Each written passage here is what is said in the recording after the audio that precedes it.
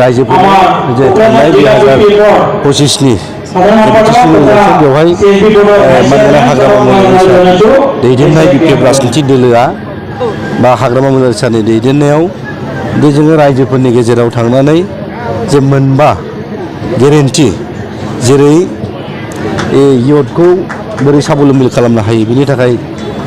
self employment programme मोनसे आनिफ्राय दुखिया मानसिफोरनि थाखाय जोङो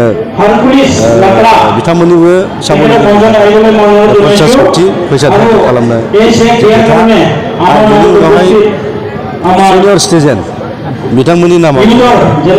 5 कौटि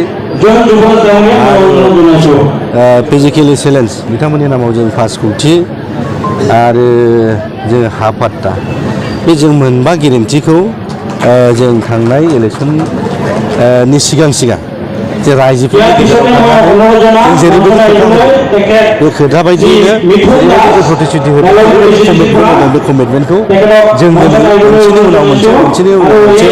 समष्टि बायदि समष्टि जों मावफुंलांगासिनो दं आङो दिनैहाय बेखौसो बुंनो लुबैदों बे 33 लाख रायजो राजानि जानानै बा बिटिसि बासि जानानै मानगोनां हाग्रामा मोनसानिखौसो आं बे ओनसोलनिफ्राय बे जायगानिफ्राय आङो धन्यबाद होनो लुबैदों आरो बिथांखौ धन्यबाद होदों मानो होनोबा जोंनि गरिबफोरनि जे दुखु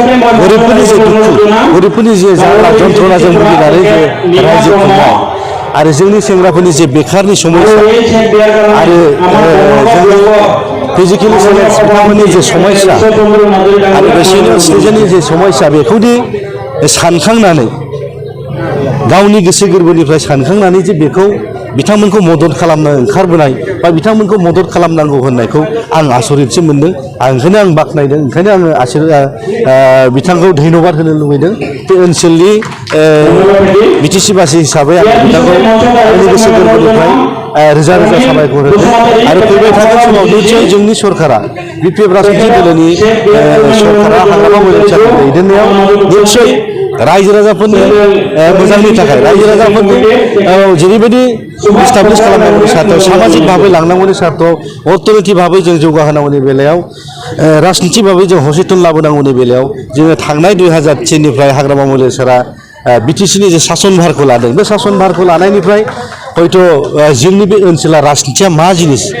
रांखान्थिया मा जिनिस सामाजिकआ मा जिनिस जों बेखौ जों सिनायनो बुजिनो हाबाय होननानै आङो बुंनो लुबैदों मानो होनोबा थांनाय स्वाधीनता जानायनिफ्रायनो 1947निफ्राय थांनाय 2003नि 10 फेब्रुवारि सुक्ति जाजासिम बे ओनसोलनि परिबेसा बे ओनसोलनि थासारिया ओरैबायदि गोग्लैसोनायमोन बेखौ जोङो रावजों खुगाजों सलन बलनजों जों बेखौ फोरमायनो हाया लामा मोनसे गैयामोन दालां मोनसे गैयामोन स्कुल कलेजनि अबस्था जेबो गैयामोन 2003नि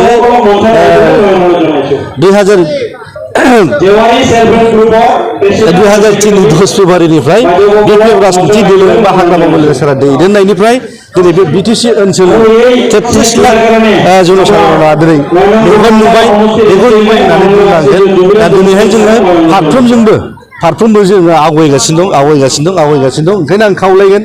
बे ओनसोलनि बिभिन्न जाति जनगोष्ठीनि मानसिफोरखौ बिथांमोनखौ आं खावलायगोन बिपिएफ राजनिथि दोलोजों थानानै बे ओनसोलनि जौगाखांनायनि बे ओनसोलनि भबिष्यतनि थाखाय जाहाथे बिपिएफ राजनिथि दोलो फैबाय थानाय जे सोलिफु 2026 जे एप्रिल दानाव जानो थांगासिनो थानाय एसेम्बलि इलेक्सन बेवहाय लैहोर फैनानै बिपिएफ राजनिथि दोलोखौ सहाय सुबिदा होनानै देरहासार खालामनानै फैबाय थागोन समाव जोङो जोंनि गथ' गथायनि इयुन जोंनि ओनसोलनि परिबेसखौ जों जाहाथे बानायलायनानै लानायनि जे परिबेस बेखौ जाहाथे जों मोननो हायो बेनि थाखाय आङो एमसिएलए हिसाबै बा बिटिसिनि सासे इएम हिसाबै आङो गोरबोनिफ्राय बयखौबो खावलायदों फैबाय थागोन समाव निस्सय जोंजों थानानै जोंखौ आरोबाव गोख्रोंनिफ्राय आरो बांसिननिफ्राय बांसिन बे रायजोनि जौगाखांनायनि खामानि मावनो जाहाथे थुलुंगाखाङो बेखौ आङो गोरबोनिफ्राय खावलायदों बिदिनो हाजार जननि गेजेराव हयथ' मोनसे मोननैया भुल जादों जानांगौ बेखौ जोङो थिग खालामफिनगोन बेखौ जोङो थिग खालामफिनगासिनो दं मोनसे मोननै भुल जायाखै नङा जानोबो हागौ हाजारनि गेजेराव मोनसे मोननैया भुला थालांगोन बे स्वाभाबिक ओंखायनो आङो जाय बिथांमोना मोनाखै बिथांमोनखौसो आं खावलायनो लुबैदों सम मोनो था जोंनि सरकारा जोंनि बिपिएफ राजनिति दोलोनि सरकारा हाग्रामा महिलानि दैदेननाय जे सरकार बिपिएफनि जे सरकार बियो मात्र गोरलैसो दिनैसो जन्म जादों होनबाबो इसेबां गोरा गोरलै बाथ्रा नङा मानो होनोबा दिनैसो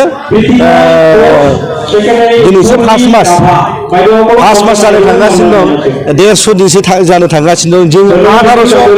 1825 दिन जों समाय मोनगासिनो दं 5 बोसोराव जों 1825 दिन जों समाय मोनगासिनो दं बेवहाय मात्र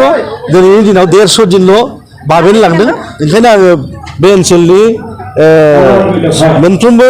सखि खुनियाव थानाय जोंनि बिसारि मोनै बिथांमोनखौ आं खावलायनो लुबैदों गोरबो जानो लुबैदों जोङो इलेक्सननि उनावहायनो जोङो बेबायदि अनसुंथाइखौ जोङो मावलांबाय थागोन खालामलांबाय थागोन आरो जोंनि गथ'फोरनि जोंनि इयुनखौ जोङो मोनसे गोजोर मोनसे खालामनो थाखाय जोंनि बिपिएफ राजनिति दोलोआ बा जोंनि सरकारा बा जोंनि मानगोनां हाग्रामा महिला सोरा निस्सय रायजोफोरनि गेजेराव थांनानै खामानि मावगोन जोङो बेखौ बुंनो हायो बिपिएफ राजनिति दोलो बाथ्रा बुंनांगौ बायदि आं सानाखै मानो होनोबा थांनाय बिपिएफ राजनिति दोलोआ जन्म जाजेननायनिफ्राय दिनैसिम बिपिएफ राजनिति दोलोखौ खुनु राजनिति दोलोआ फोजोबनो हायाखै मानो होनोबा थांनाय 2020 नि बिटिसिनि इलेक्सन बे इलेक्सनावबो जोङो 40तानि गेजेराव जों 17ता सिट मोननो हादों बेवहायबो जों बिपिएफ राजनिति दोलोआनो सरकार दानायनि सुबिदाखौ जोंनो रायजो राजाया होदोंमोन थांनाय 2013 जेरैसिम दासिम दिनैसिम खुनु बिभिन्न जाति जनगोष्ठीनि मानसिया बिपिएफ राजनिति दोलोखौ नागाराखै ओंखायनो दिनैबो बेनि बिथिक्रम नङा बिपिएफ राजनिति दोलोनि बिजाथिखौ फैबाय थानाय बे एप्रिल दाननि जे एमएलए एसेम्बलिनि इलेक्सन बेवहाय निस्सय गाजा गोमजायै भट होनानै जोंनि बिजाथिखौ देरहानायाव मदद होगोन होननानै आंहा बिसास दं आरो आं खावलायगोन जोङो बिपिएफ राजनिति दोलोआ रायजोखौ लानानै जों राजनिति खालामाखै जों रायजोखौ लानानै राजनिति खालामा रायजोफोरनि थाखायसो जों राजनिति खालामदों रायजोफोरनि सार्टनि थाखायसो जों राजनिति खालामनो ओंखारदों बहा दालां नांगौ बहा स्कुल नांगौ बहा कलेज नांगौ बहा दंग नांगौ बहा लामा नांगौ बे जोंनि उद्देश्य लक्ष्य जोङो गोजोन खौसेथि आरो जौगानायानो जोंनि मुल मन्त्र हिसाबै जोंनि बे ओनसोलनि रायजो राजा आरो आसामनि बिभिन्न जाति जनगोष्ठीनि मानसिया मिथिगौ बिपिएफ राजनिति दोलोनि नीति आदर्शआ मा ओंखायनो आङो आसा खालामदों बा जों आसा खालामदों बिपिएफ राजनिति दोलोखौ नागारनानै खुनु गुबुन राजनिति दोलोनो भट होनानै देरहासार खालामनायाव दिनैनि दिनाव गार'आनो जा बर'आनो जा राजबंसियानो जा माइन'रिटियानो जा बिपिएफ राजनिति दोलोजों थागोन भट होगोन देरहासार खालामनायाव मदद खालामगोन